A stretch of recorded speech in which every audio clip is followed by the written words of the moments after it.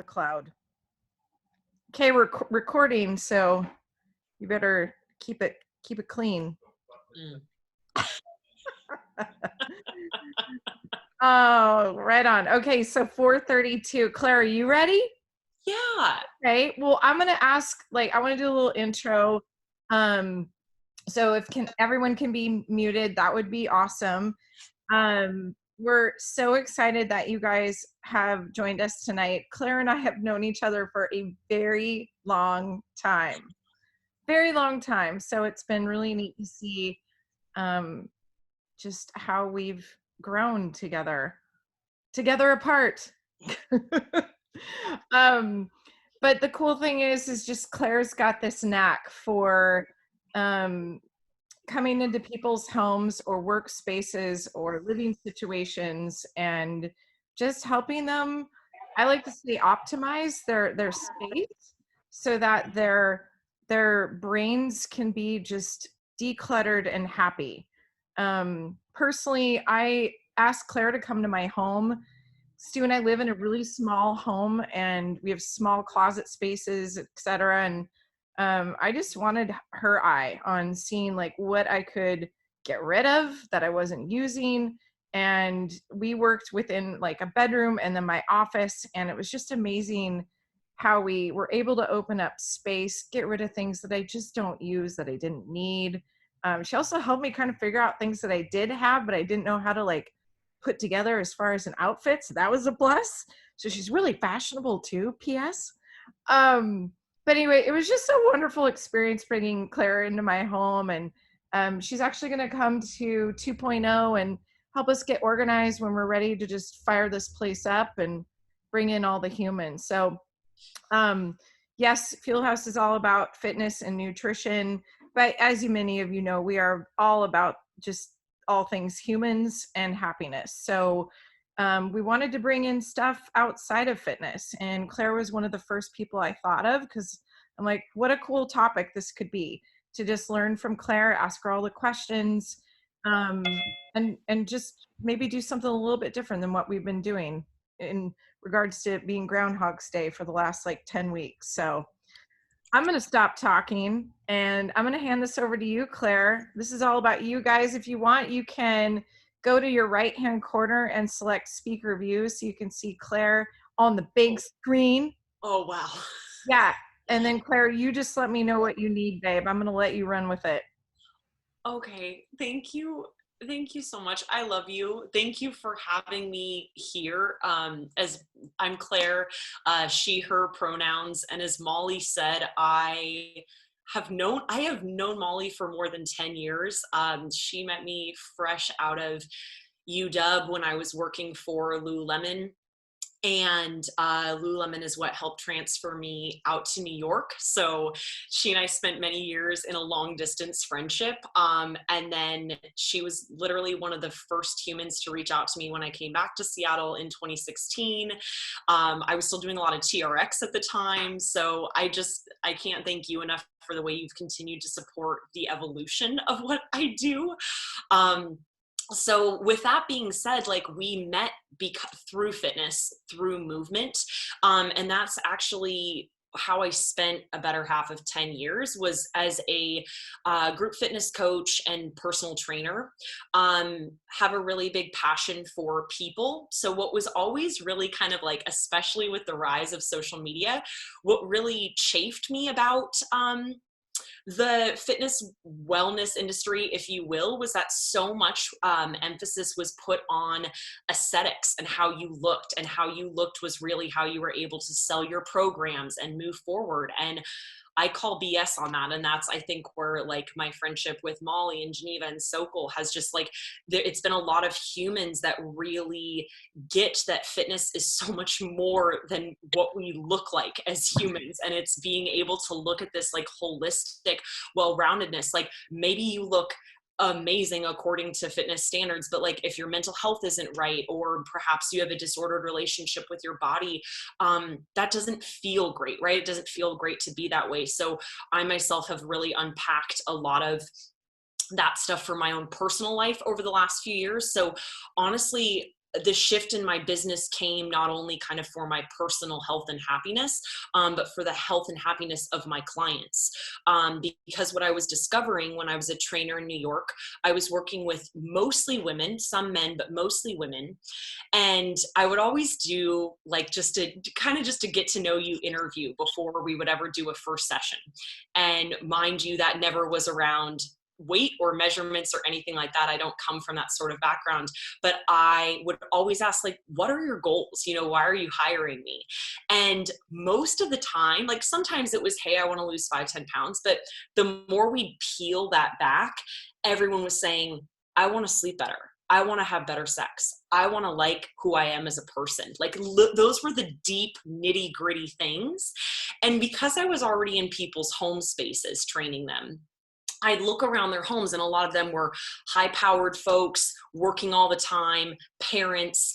The inner chaos of their place was starting to add to their mental chaos. And because I've been hyper organized since I was a kid, I would say things like, hey, do you want to be my guinea pig? Like, and I will come in before or after our personal training sessions and help you organize your space. And when I tell you, these clients, the way that they achieved their goals, it like blew my mind. I mean, it still kind of gives me chills. Just within like a couple sessions, all of a sudden their reports are like, I left this toxic relationship, I stopped drinking, I did this. Like, it's transformative because we are people that, like, just as human beings, we're taking in so much all the time. And especially in a day and age of social media and really doom and gloom news right now, we're taking all of that in. So then if our home space feels really, really cluttered, I think that like adds to our mental health. I really do. And I say all this to say, this does not mean you need to be OCD or hyper organized. And I also hate kind of the way our society throws around like OCD or crazy or things like that. Like, I have actual diagnosed OCD around some of this stuff. So I am in no way encouraging someone to go on that side of the pendulum. It's more doing this work to say, hey, what do I have in my home that I love and that still feels like current me? What is adding clutter to my space that I can get rid of? And then how can I find a home for every single thing in my home? So it's not about perfectly folding shirts and putting them in the drawer. It's just saying, hey, I love all these shirts and they live in this drawer. And if sometimes you are too overwhelmed or tired or even just feeling lazy to fold those things, I do not care, right? It's just, the fact is, they don't necessarily live on a chair in your bedroom, or they don't live strewn about your floor, right? Because if you tell me that those things matter to you, then we need to treat those things like they matter to us, right? Like, not just strew things about.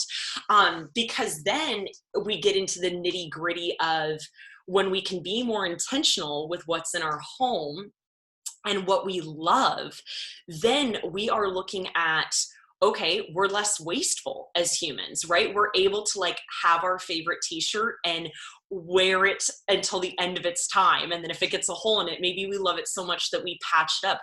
We're not constantly online buying new t-shirts every single week. And so much of this work isn't about me coming in, like with when Molly and I work together, this isn't me saying, oh, you only need like 5 t-shirts and that's it. It's saying, who are you as a person, Molly, right now? Like, Molly and I started to chat about just what her whole day would look like. So it's business owner, it's coaching. So a lot of, let's say, for example, her closet, a lot of the clothes she has in there needs to support her current life and her current needs. But let's say you had a previous job, like for a while in New York, I worked for 4 years as a paralegal. I am not doing that anymore. So if every single day I was opening up my closet and only seeing dress shirts and pantsuits, and I'm having to shift through those to be able to get to the things I wear all the time, that doesn't quite make a lot of sense, right? So I think, so when Molly chatted about bringing me on for this, I really wanted to address this moment we are in as a collective, because this moment is full of uncertainty, and it has been something where every single one of us has been impacted by this in a different way, whether it's mental or our jobs or, I mean, all of the above. A lot of my friends are parents and they're now having to work still full time from home and homeschool their kids. And all of a sudden the dining room table is class projects and your project for your boss, right? Like these are chaotic times. So it's being able to say, we don't know how long we're in this. It will pass, but we need to make some adjustments in our home spaces that serve current us, what we're currently going through. Like I'm coming to you from our office, which is this like tiny little room, which is also a guest bedroom if any of y'all ever want to stay here. But it's just like, okay, this is also now our fitness room, as I have the handlebars of a fucking bike like behind me, right? Like these are the times we're in. This is not like a normal setup. But it's being able to say, okay, like what do I need in this moment, and how can I carve out a little space in my home to support me? And then knowing that this will all change too, because I think sometimes we get so rigid in this, oh, I spent a lot of money on this outfit, or I spent a lot of money on this like piece of artwork and I should love it. But it's like, but if you no longer do, then all you're doing is looking at that, you know, dress that you paid money for, or that artwork, and you're feeling this sense of guilt, not excitement about it. You're constantly thinking, oh gosh, I should love this because I brought it into my home. No, I think a lot of this work is energy work. It's literally shifting things that are no longer serving us out of our place, and then being able to bring in new things that really serve current us. And I know that when done too often can become like overconsumption. So it is finding this beautiful balance that works for you, that's being intentional with what you have, and then also still feeling like there's room to play in your home space and being able to really give yourself things that surround you. So for example, I've got a client, like to touch back on, you know, let's say you're home with your kids and you're schooling them and working.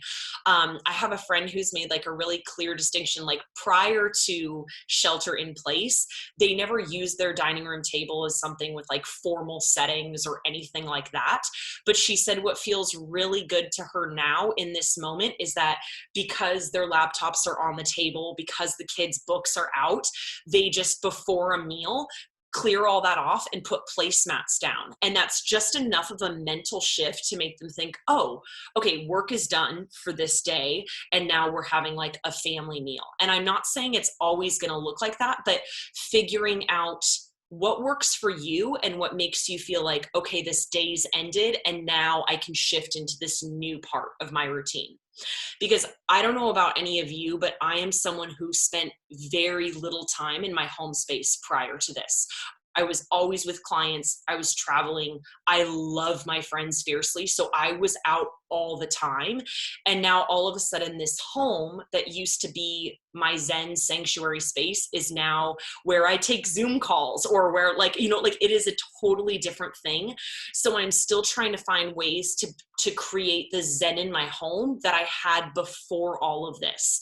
So maybe it's like we've added more plants in, we add like flowers.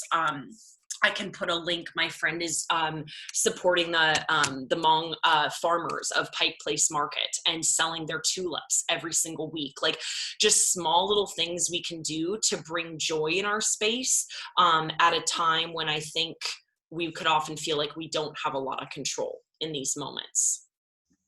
Claire, when you and I were talking earlier, the cool thing is like we're so out of control of so many things right now in life, right? But the neat thing is this is like the one thing that we can control. Like this is something that we can take charge of. Like if we have a room that we have been completely neglecting in our home for so long, well, a lot of us actually have more time now. Maybe some of us don't. Sure. Maybe we have just a little bit more time to plan a day where it's just that one room that we know could give us maybe some peace of mind if we just spent 1 hour in there. So could you talk about maybe the process of, you know, for me, I had this, Brian, quiet, love you. if you could talk about how like that one room for me was a dumping ground, right? And I just would Wow. shut the door and ignore it. And would you share like your process with me a little bit? Because that was hilarious. Sure. Oh my gosh. I mean, I think we have video footage of it where you're up on a ladder like, oh, I forgot this was in here. And it's just the best. But yeah, I love that you say that, Molly, because so I just wrapped, it wrapped on Sunday. I did a 21-day challenge, and I don't always like love the word challenge because I didn't want it to feel like anyone needed to follow this exactly and do every single day and every single prompt. It was more just trying to encourage, even if it's 5 or 10 minutes of your day, tackling a project, because like you're saying, sometimes it's that dedicated hour, or like you and me saying, look, we've got 2 hours, let's go hard at this. But if you don't have that amount of time in your day, don't feel defeated. You could still set aside 5-10 minutes and just clear out something as simple as like one drawer, just opening one drawer. And if it gives you the willies when you open it, just say, okay, I'm going to put on a podcast, I'm going to pour my favorite beverage or listen to a book on Audible, and be able to still tackle that thing, because I promise you that once you do it, you will want to do more areas of your home. We are all people that love movement. There's a thing about building muscles, right? It is not often comfortable, right? There's strain. That is how like we grow through things. So think about it that way, that if you're constantly shutting the door and saying, okay, this is the room of requirement for my Harry Potter fans, like I never go in it or whatever, it's got all this stuff, you still know that room is there, right? Like don't kid yourself. Like just closing the door does not mean it's like gone. So let's get more curious about this. Like how can we break this off into small little pieces? And I'm not saying you have to have like rewards at the end of every single thing, but I'm a reward oriented person. I love a piece of chocolate at the end of like, please, as an organized business owner, I still can't handle like, oh my gosh, tax stuff and like receipts and all of it. Like it's just not fun to me. So we got to find ways to make some of this stuff fun, I think. And I think there's so many different, same with fitness, there's a lot of different coaches out there. Everyone's going to have a different opinion. There's a lot of different organizers out there that say, do this work in silence and like make it just, I personally know, like I'm all about a playlist and being able to do this work with maybe like a family member or someone, normally like a friend. So I have clients that have been FaceTiming their friends during this time, or doing a Zoom call and saying, hey, Claire's prompt today was clean out the bathroom. Let's do this together, or let's clean out our makeup, like whatever it is you have that's been bugging you. Because I promise it'll feel really good to just even do 5 to 10 minutes of this work. And the cool thing is Claire can actually provide her service like on a Zoom call, which might even save a lot more time than having you come into the home, but that's fun too. But it was really cool. Can I talk about like what you did specifically for me, Claire? I would love that. I would love for you to share, because I always feel so like I don't know how to share your experience. Yeah, So well, I mean, I have this room and it's a dumping ground and it's my room to keep all my clothes and stuff. But sorry, Brian, every time he dog sits, it's a total mess. I'm working on it, buddy. But what Claire did is when she came into my home, we went into that back room and we literally took everything out of my closet, everything out of every single drawer, and dumped it on my bed. And then she would hold up each individual piece and ask me, what did you ask me? if it serves current you. Yeah. And there were so many things I'm like, nope, nope, nope. So we had bags and bags and bags of clothing items, which actually felt so good, because the cool thing is Claire then has a couple different organizations that she supports. So in particular, like the clothes from our home was going to support Mary's Place, right, Claire? Was it Mary's Place? Mary's Place and Jubilee Women's Center, which both of those organizations, just to let y'all know, are on like a freeze of accepting clothing donations right now, just because of COVID. But you could still, like what you did, like we could still have them in bags and you could be ready to go and ready to donate when this is all over. So it will still it's really cool too, because you guys can go, I think I'm on your website. You have a bunch. It's neat to see some before and afters of Claire's work with a lot of her clients. You can go to her website, getclarified.com. Libs is giving a thumbs up, and see the before and after. And then on Claire's Instagram as well, she's got videos and photos of before and afters. There's so many cool videos that she's provided too, with just some great free tips. But in particular, it was just awesome having her help me just recreate that room. And I found my closet again and a missing shoe, which was awesome. I was looking for that shoe. I swore Poe had taken it and just like buried it in the yard. But anyway, we found it. But it provided a ton of space that I didn't realize I could have, not necessarily to buy new things to replace that space, but it made me realize I didn't need as much as what I had, and it felt good to give it away. And I also learned how to properly fold. Not that my mom didn't teach me. I just decided in all those years I just wanted to ignore her. But Claire just also shows you how to like truly fold and keep a tidy closet as well. Any questions that you guys have on this topic? This is very interactive. Libby, you used Claire. Do you want to talk about your experience?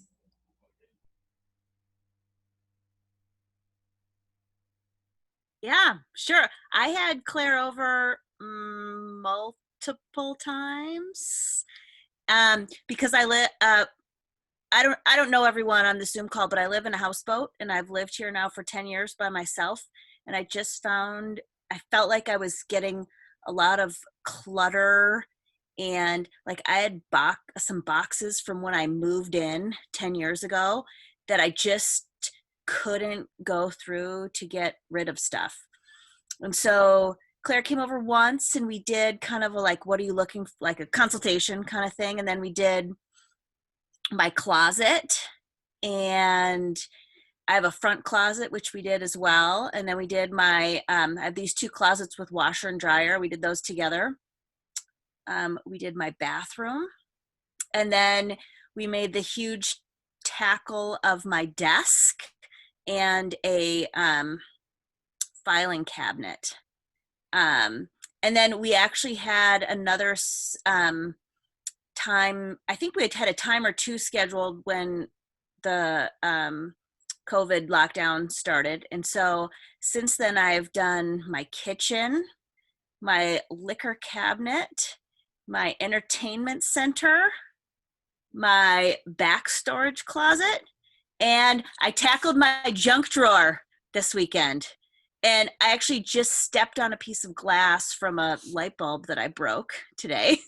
So anyway, but it's been awesome.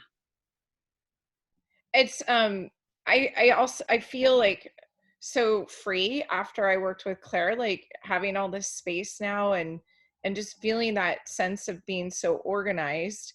I also relate it to that feeling of when I take the time to meal prep. Whenever I take the time to meal prep, my week is so much more productive. And so those same feelings came out when Claire and I worked together, because I'm like, it just made life easier. I just decluttering my space decluttered my mind. And then the next topic that Claire and I were going to tackle was my desk area as well, Libs, my office. God bless, COVID hit at that time. No, I'm kidding. We're not happy about that. But I was avoiding having Claire come in and work on my desk, because that's going to take some time. But you're going to come to 2.0. We're going to need you for this. Okay, question time. What do you guys have for Claire?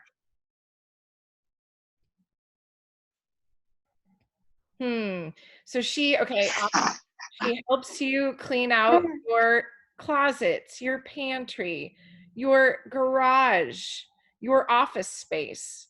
A big topic that we talked about was, so many of our humans used to work in offices and now their offices in their home.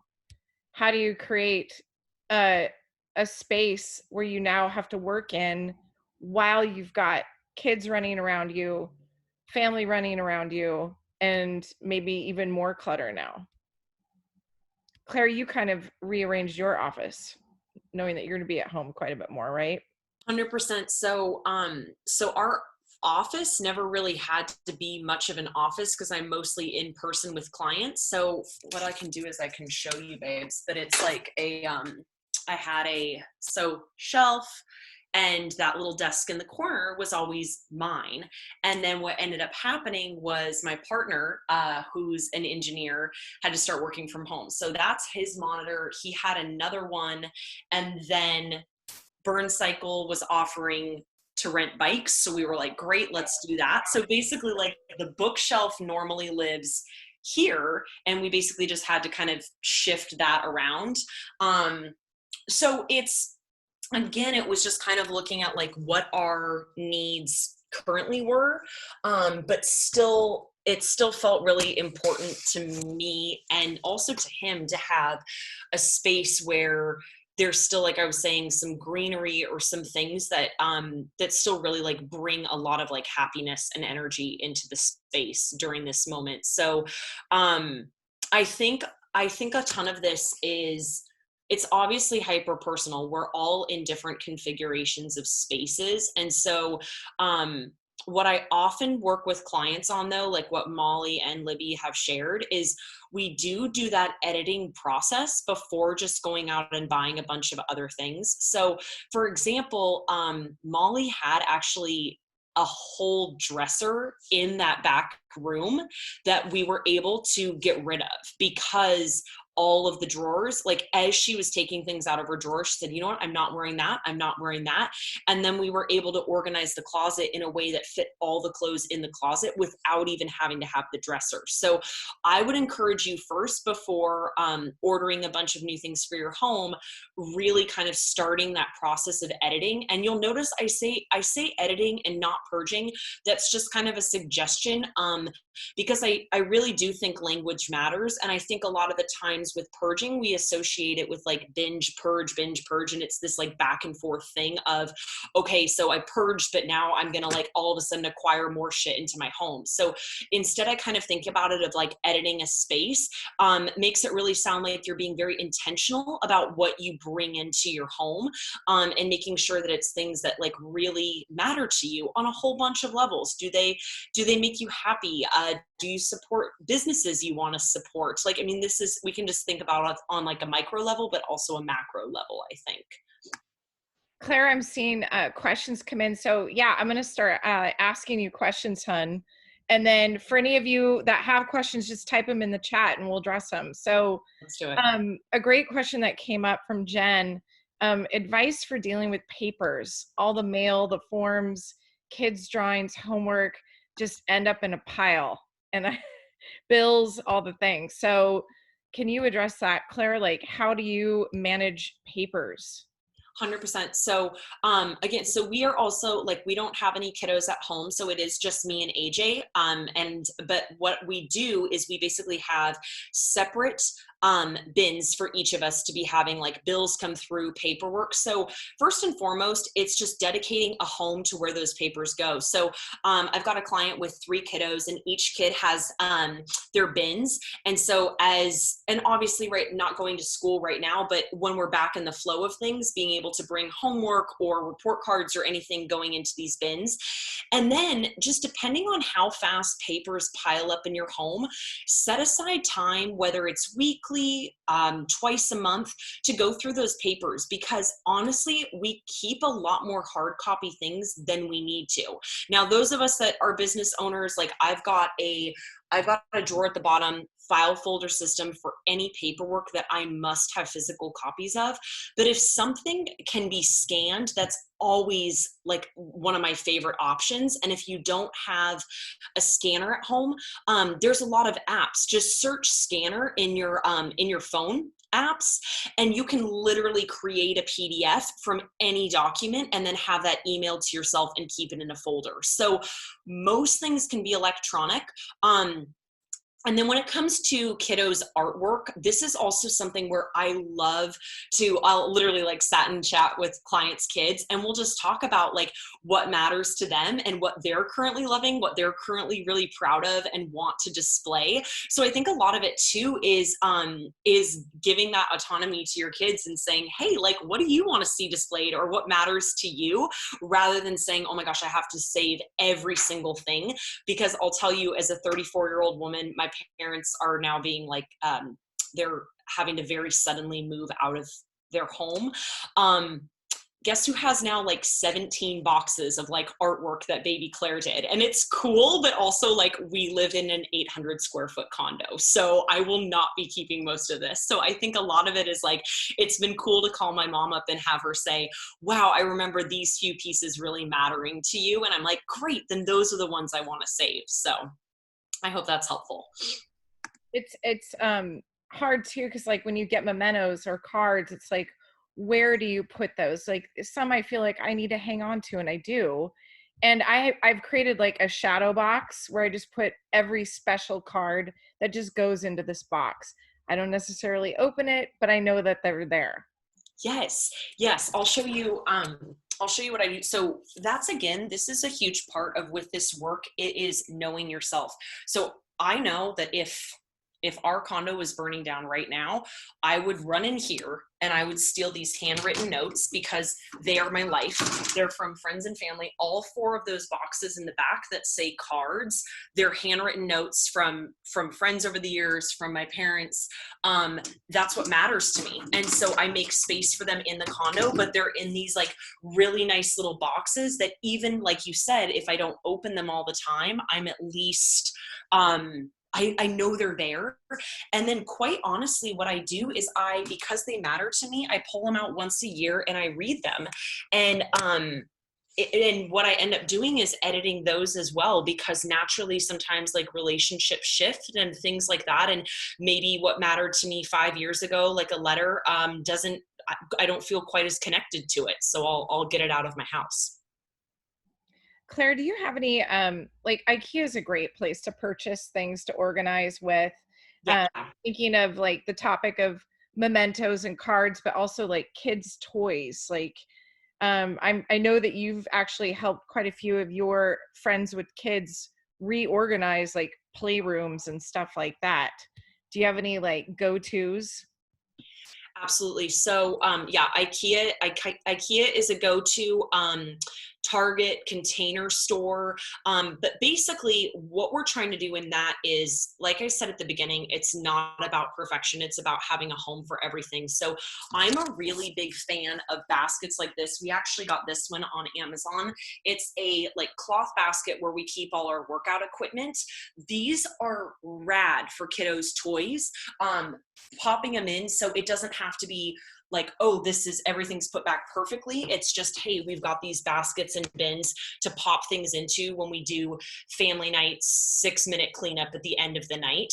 And then I'm also a huge fan of just clear plastic boxes. So Amazon has them, the Container Store, but being able to visibly see what all those toys are, especially like the little things like Legos and LOL dolls, things that are really tiny and can just like bits and pieces can go all over the house.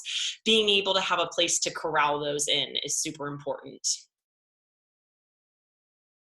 Cool, buddy. I think there were a couple of topics on paperwork that seems to be a big one. So it might be interesting to like really talk about process of like when you get mail, do you open it right away? I am famous for starting to stack a pile, and then there's bills in those piles, and I don't open it right away and dump it out. I don't know if other people are like that, if it's just me, but now I've got stacks of papers, on my desk at home. I don't have a desk that looks like your desk. Yeah. So again, this is what's great. This is why there's like no one size fits all in any of this method, because we are all such different people. I am so hyperly weird that if I don't immediately rip something open when it crosses my threshold, like I will not be able to lay in bed. Like that's just the type of person I am. So I think so much of this is knowing ourselves and saying, okay, if you're someone who normally is like a little squirrel and likes to create piles and nest, like we talked about with your desk, as long as that's in a designated place, put something in your iCal, or like I'm a hard copy planner gal for life. That's how I operate. Put something in your calendar weekly that's open these bills.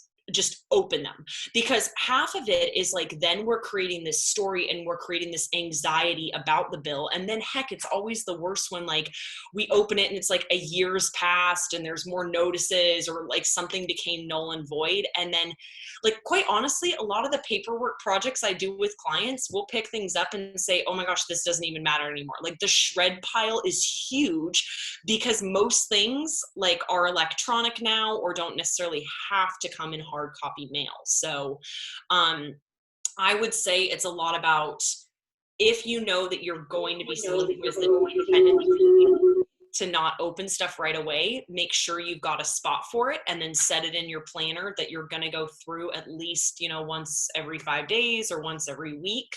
But if you're someone, yeah, and if you're someone like me who kind of will sometimes like rapidly go through things, still make sure there's a place for the stuff that is important, so you're not just recycling stuff before you even really get a chance to open it and see what it is.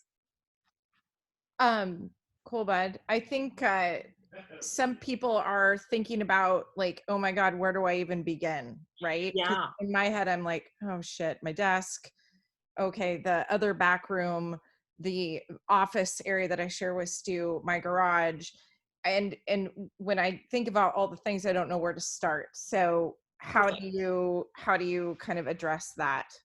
Absolutely. So I think there are two ways to tackle this, depending again on the type of person you are. So some people love to take the hardest project and do that first. So I say to my clients, what space is causing you the most angst? What are you thinking about the most? So like Molly, are you thinking most about the office or most about the garage, right? Like you can choose that. Or some of us like to start with something that's a little bit easier. So that's why I say, hey, like, tackle your medicine cabinet. Like just look in there, what's expired, what are you no longer taking, what do you not need? That might only take you 10 minutes, and it might feel so dang good to do that, that then you're encouraged to try other areas. So we're all fitness people, right? It's not like you're gonna do a squat that's loaded with 150 pounds right off the bat. You're gonna start with body weight squats, you're gonna start with stretching, you're gonna mobilize before you start adding that weight. So if this is something where you actually have a long list of projects that you've been meaning to get to, start with the smallest one of those projects and then build your way up, because it's like building a muscle. You'll feel more encouraged to then tackle the heavier lifting. Cool, buddy. Yeah. Another question that came up, I swear, Michelle, you're reading my mind, because you literally just asked that. Like, what do you do when you're so overwhelmed? So it's like think of one thing and just stick to that one thing. You don't have to do it all in one day. Absolutely. And that's the nice thing to know. One question that was asked, I feel like I do some great editing every few years and new stuff fills the space. Any tips for more thoughtful acquisition of things, or not letting new things build up? I love that so much. Is that question related a lot to like clothing or something else? It's from Leslie. Leslie, you have to expand. Yeah. Can you hear me? Yeah, I can hear you. Oh, okay. I think it's mostly clothing, but I guess it could apply to like, I don't know, books or kitchen stuff that I don't use anymore. So I guess it's kind of broad for me. And now it's like kids stuff. Yeah, no, I love that. I love that question so much. Because so then what I would say is that's awesome. Like if you already are in the habit of knowing like that you know how to edit your space, then what I would try doing is adding in edits more than once or twice a year. Like maybe you're someone that wants to be adding that in like every quarter, every few months. And then also I think that there are ways to depending on how you consume, so whether you're like physically out shopping or you're doing more of that online, I think there's a lot of questions we can ask ourselves like prior to purchasing something, and just being able to say like, do I really have a need for this in my closet right now, or am I just maybe buying it because it feels like a trend, or do I really want to be like adding this book to my bookshelf, or then it's also kind of looking at like maybe the one in one out method. Like what I love to do, I love books. I adore them, and I wish we had more space for them.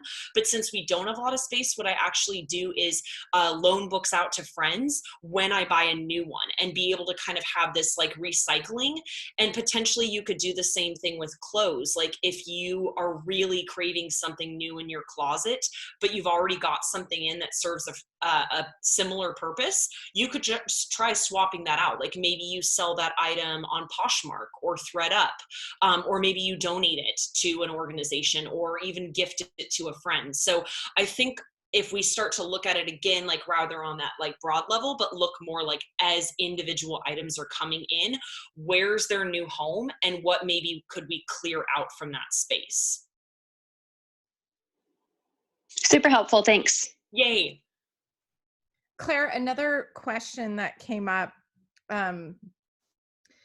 is someone has a bunch of like artwork that they've collected from travel, like prints that they purchased that are still rolled up, or some things that like they should be framing, but they've stayed like unframed forever, so they haven't hung them up.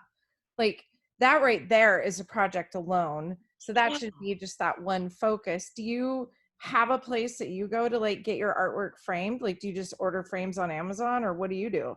Sure, I'll give you all those tips. So first off, I would take an inventory check of that artwork and decide, is it sentimental or is it something that actually serves current you and your current home? Because there is a huge difference. And the reason I say that is like, so AJ and I have, oh my gosh, we met like 11 years ago.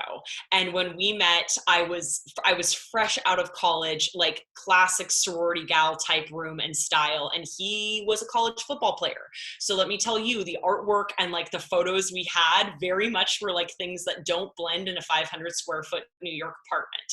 So we had this opportunity to say, well, who are like we currently, and who are we as a couple, and what do we like together, and how can we create like a space that feels like us? So I still have some like rolled up posters, like, you know, I still have that, like I was on when Michael and Kelly used to do the show Live with Michael and Kelly, I was on like the like dance trivia.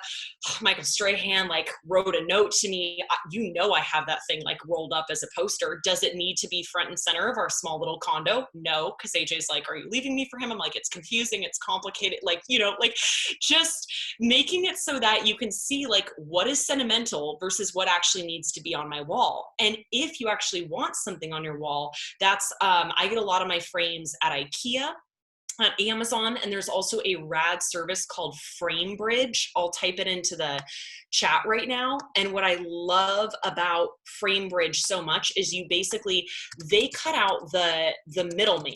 So you would essentially just send to them a photo of what you want framed, the dimensions, you pick out the frame, and you can either ship it to them and they'll frame it for you, or ship you the frame. So it kind of gets you into action right away about what you want to hang up and display or not. That's awesome. Yeah. You mentioned closet space a little bit ago. Mm-hmm. I just posted your favorite hangers. Oh yeah. So when Claire helped me completely purge out and recreate my closet, she shared with me her favorite hangers, and they actually save space too. Liv's kind of shaking her head. But I posted those in the chat. Yay. And it was just nice to get rid of all the wire hangers from the cleaners. It's totally. Yeah. Because so that again, we are very visual people.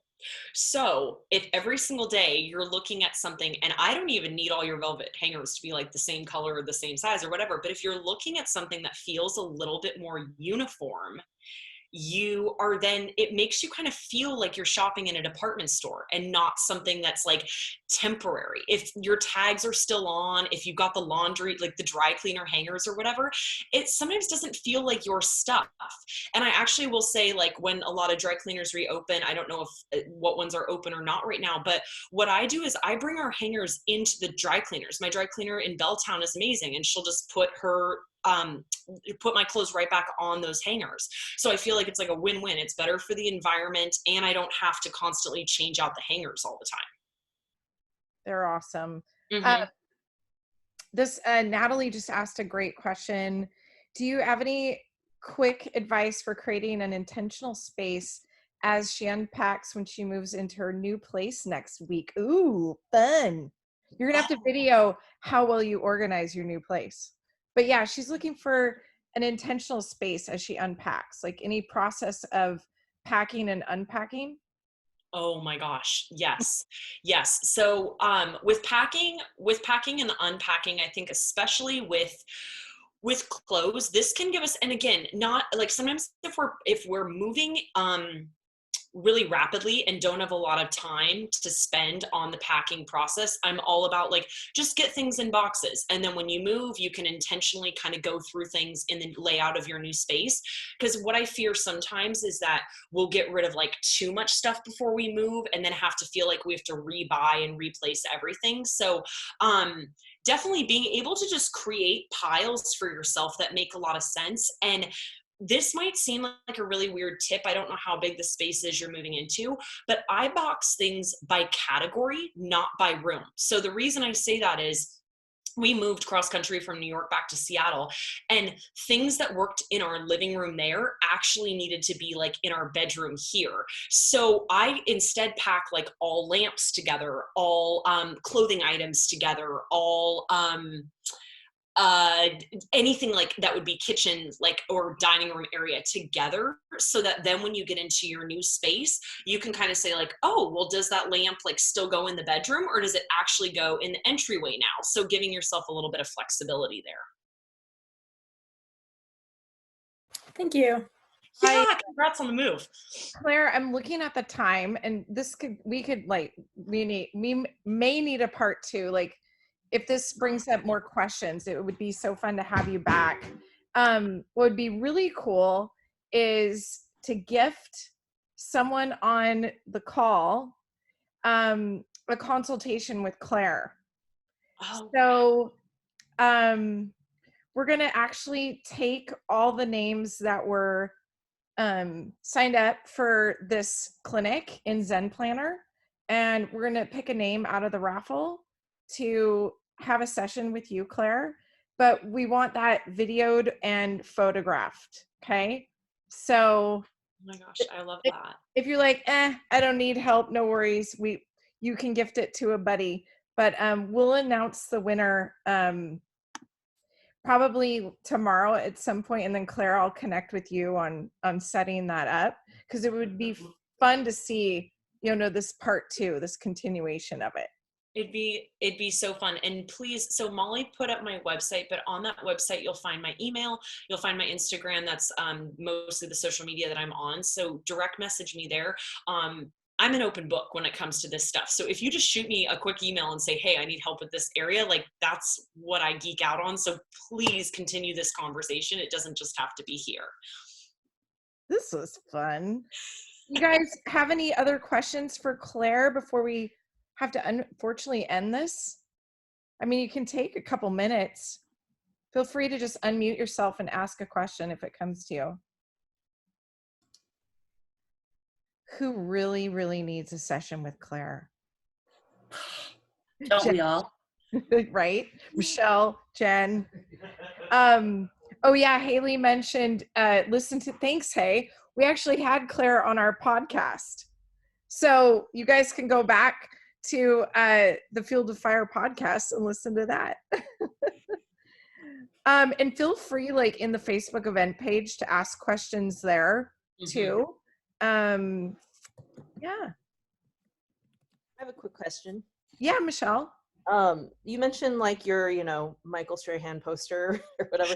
So, but that you didn't want to have it up. And we have a lot of stuff like that. That's like sentimental, but it doesn't have a place. So like, what do you do with that stuff? Do you have a specific place, and is it limited?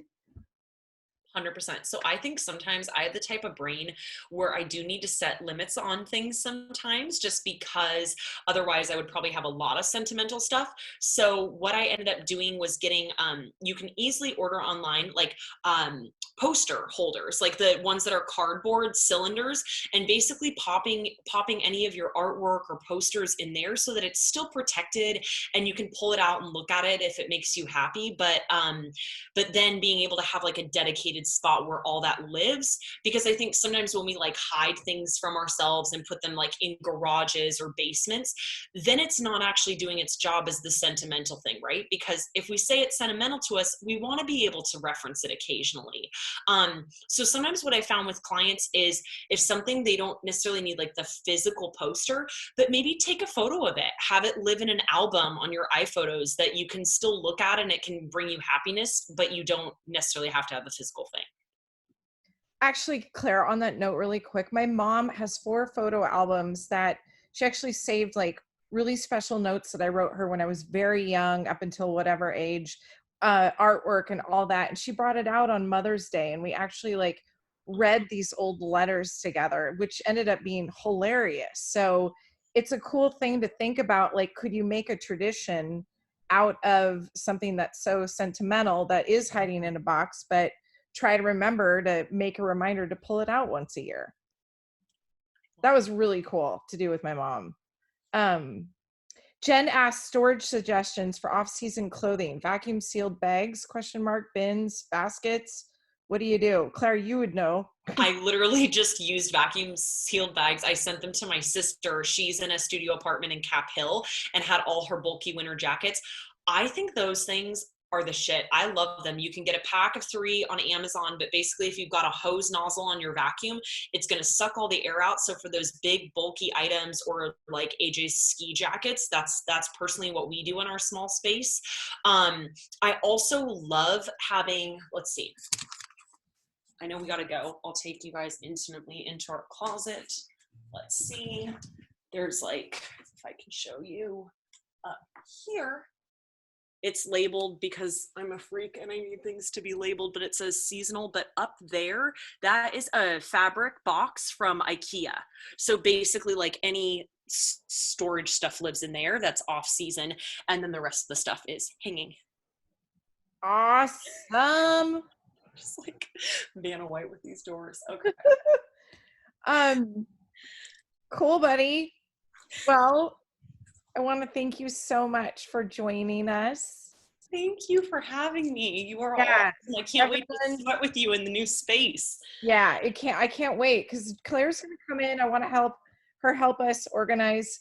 It'd be fun, hey, to get her in the kids' room and the lounge area, and before we like buy anything, like do it the right way. We have this opportunity now to just start really fresh. So I'm pumped for that. So pumped. This is a good group. Thank you everyone for showing up. Again, if you have any questions, go ahead and post them in the Facebook page, or you can email me and we'll reach out to Claire and maybe we'll do a part 2 if you have more questions.